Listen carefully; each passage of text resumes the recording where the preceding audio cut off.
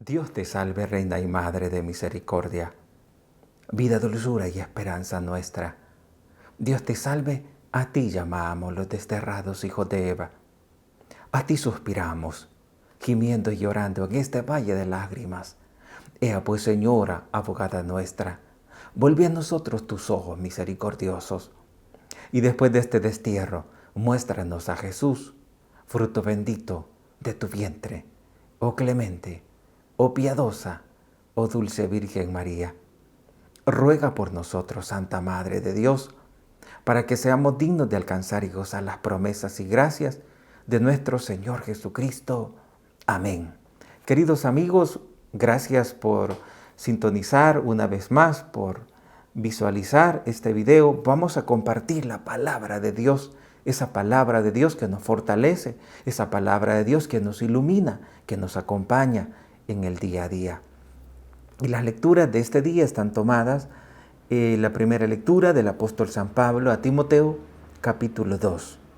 Querido hermano, te ruego, lo primero de todo, que hagas oraciones, plegarias y súplicas, acciones de gracias por todos los hombres, por los reyes y por todos los que ocupan cargos, para que podamos llevar una vida tranquila y pasible, con toda piedad y decoro. Eso es bueno y grato ante los ojos de nuestro Salvador. Dios, que quiere que todos los hombres se salven y lleguen al conocimiento de la verdad. Pues Dios es uno, y uno solo es el mediador entre Dios y los hombres, el hombre Cristo Jesús, que se entregó en rescate por todos. Este es el testimonio en el tiempo apropiado. Para Él estoy puesto como anunciador y apóstol. Digo la verdad, no miento. Maestro de los gentiles en la fe y verdad. Quiero que sean hombres los que recen en cualquier lugar, alzando las manos limpias de ira y divisiones. Palabra de Dios. Te alabamos, Señor. Esta palabra nos anima. Esta palabra nos hace ver que somos realmente elegidos por Dios y que somos llamados a la oración y que somos llamados para ser instrumentos de Dios, para ayudar a tanta gente que vive lejos del Señor. Y a este salmo respondemos, a esta primera lectura respondemos con este salmo, el Salmo 27. Bendito es el Señor, que escuchó mi voz suplicante. Escucha mi voz suplicante cuando te pido auxilio, cuando alzo las manos hacia tu santuario. Bendito el Señor, que escuchó mi voz suplicante. El Señor es mi fuerza y mi escudo. En Él confía mi corazón. Me socorrió y mi corazón se alegra y le canta agradecido. Bendito el Señor, que escuchó mi voz suplicante. El Señor es fuerza para su pueblo, apoyo y salvación para su ungido. Salva a tu pueblo y bendice tu heredad. Sé su pastor y llévalo siempre. Bendito el Señor, que escuchó mi voz suplicante. Tanto amó Dios al mundo, que entregó a su Hijo único, para que todo el que crea en Él tenga vida eterna. Y ahora nos disponemos a escuchar el Evangelio tomado de San Lucas, capítulo 7, versículo del 1 al 10. En aquel tiempo, cuando Jesús terminó de hablar a la gente, entró en Cafarnaúm. un centurión tenía enfermo, a punto de morir, a un criado, a quien estimaba mucho. Al oír hablar de Jesús, le envió unos ancianos de los judíos para rogarle que fuera a curar a su criado. Ellos, presentándose a Jesús, le rogaban encarecidamente: merece que se lo concedas, porque tiene afecto a nuestro pueblo y nos ha construido la sinagoga. Jesús se fue con ellos. No estaba lejos de la casa cuando el centurión le envió unos amigos a decirle: Señor, no te molestes. Yo no soy quien para que entres bajo mi techo.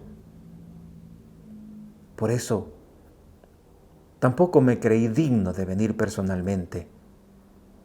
Dilo de palabra y mi criado quedará sano. Porque yo también vivo bajo disciplina y tengo soldados a mis órdenes. Y le digo a uno: ve y va. Al otro: ven y viene. Y a mi criado: haz esto, y lo hace. Al oír esto, Jesús se admiró de él y, volviendo a la gente que lo seguía, dijo: os digo que ni en Israel he encontrado tanta fe. Al volver a casa, los enviados encontraron al siervo sano. Palabra del Señor. Gloria y honor a ti, Señor Jesús. Queridos amigos, creo que como este hombre, también en alguna ocasión en tu vida has tenido esa experiencia de tener una gran necesidad de que Dios te atienda. Has pedido al Señor con una gran necesidad y quizá en algunas veces ha sido correspondido, otras veces te has sentido mal porque dijiste: Dios no me escuchó. No es que Dios no te escuche, lo que sucede es que a veces pedimos algo que no conviene. Por ejemplo, la enfermedad de una persona. Hay una frase que es muy popular y decimos en tantas veces que no hay mal que por bien no venga. Y Dios muchas veces permite enfermedades y aunque le pidamos que sane esa persona, Dios no lo hace. ¿Por qué? Porque a través de esa enfermedad, esta persona tiene la oportunidad de reflexionar y darse cuenta que en la vida tenemos que saber vivir. Es decir, que la vida es para hacer el bien, no para alejarse de Dios.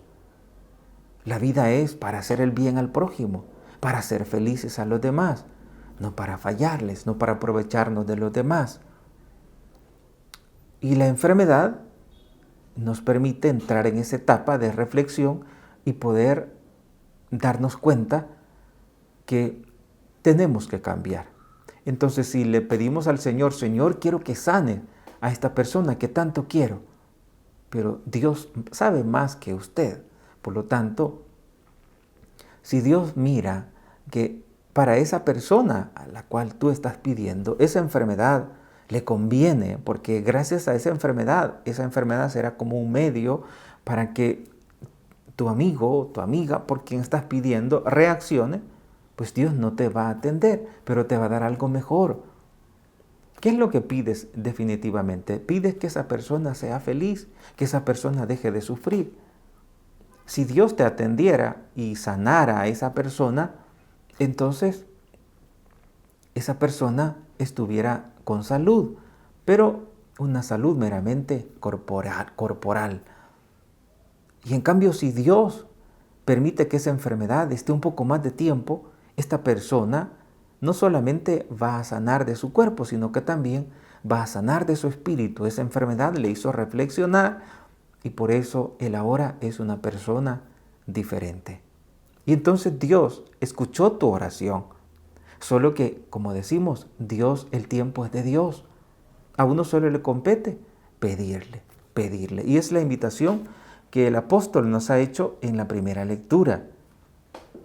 A Timoteo le dice: querido hermano, te ruego lo primero de todo, y eso es importante, lo que dice el apóstol. Lo más importante, lo que debes de hacer siempre es orar, así dice. Te ruego lo primero de todo, que hagas oraciones, que hagas plegarias, que hagas súplicas, que intercedas por los demás. La lectura del domingo nos hablaba de la importancia, lo que Dios hace cuando le pedimos con fe, cuando le pedimos con humildad, cuando dialogamos con Él. Así lo hizo Moisés. Dios había dispuesto a castigar a Israel, pero dice la primera lectura, Éxodo, que Dios se arrepintió y ya no castigó a Israel. La importancia de la oración de intercesión. Con la oración podemos hacer mucho bien. A veces cuando vemos que alguien conocido, cercano nuestro, va por un mal camino, lo primero que hace uno es pensar y decir: ¿y cómo hago para ayudarle? Y lo primero que debes hacer es hacer oración.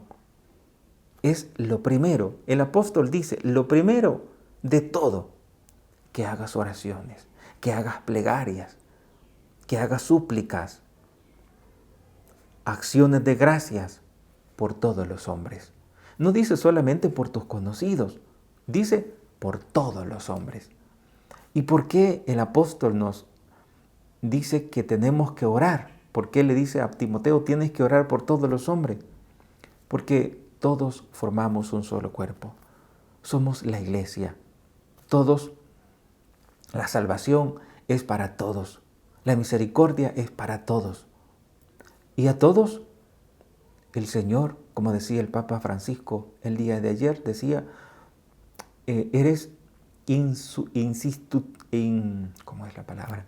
Que nadie te puede sustituir. Insustituible. Bueno, ustedes ya me comprenderán. Que nadie te puede sustituir. Nadie, porque eres único. Y precisamente por eso debemos orar por todos. Creo que para poder iniciar podemos empezar orando por nuestros seres queridos.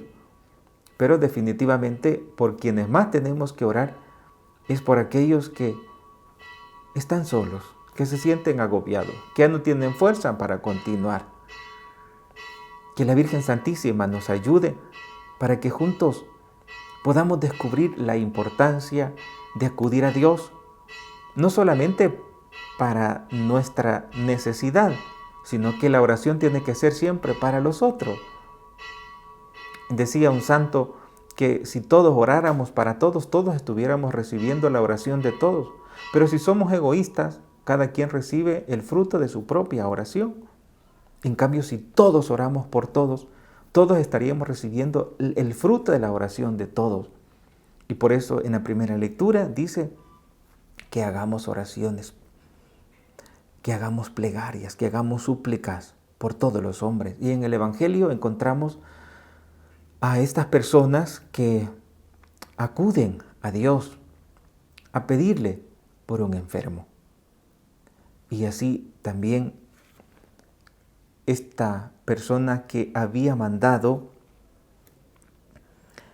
a los ancianos de los judíos para rogarle que fuera a curar a su criado, este centurión, le dice a Jesús: basta que lo digas de palabra y no es necesario que vengas aquí. Y esto Jesús le admiró, dice la palabra. Y por eso él elogió al centurión y dijo: en Israel no he encontrado tanta fe como en este hombre. Y dice: y al volver a casa, los enviados encontraron al siervo sano. Qué importante la oración, qué importante la fe de aquellos que hacemos oración para ayudar al necesitado. La oración siempre hemos dicho, bueno, pídele con fe. Y ahora en el Evangelio descubrimos que no solamente la oración es efectiva para quien la hace, es decir, Dios obra ya sea por la fe de la persona que está padeciendo y que está orando, o también por la fe de aquellas personas que están intercediendo. Y eso es importante también, que ahora lo consideremos en nuestra meditación, en nuestra reflexión, la importancia que tiene la fe cuando pedimos, cuando acudimos al Señor. Que la Virgen Santísima nos ayude para que tengamos conciencia de que en esta vida tenemos que orar. Es lo más importante. Le dice San Pablo a Timoteo, lo primero de todo, que hagas oraciones, que hagas súplicas. En tu vida, querido hermano, querida hermana, ¿haces oración por los demás o solo oras por ti? Ahora, escuchemos la voz del Señor, que nos invita a ocuparnos más de la oración y pedir no solo para nosotros, sino que también para aquellos que sufren, que no son pocos. Que la Virgen Santísima nos guarde en su corazón inmaculado.